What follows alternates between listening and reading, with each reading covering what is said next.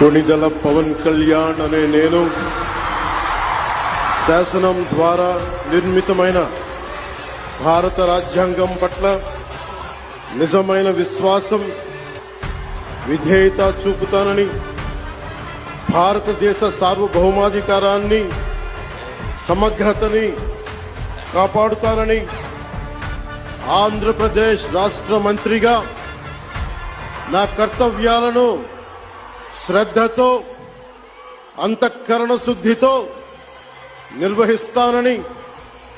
భయం గాని పక్షపాతం గాని రాగద్వేషాలు గాని లేకుండా రాజ్యాంగాన్ని శాసనాలని అనుసరించి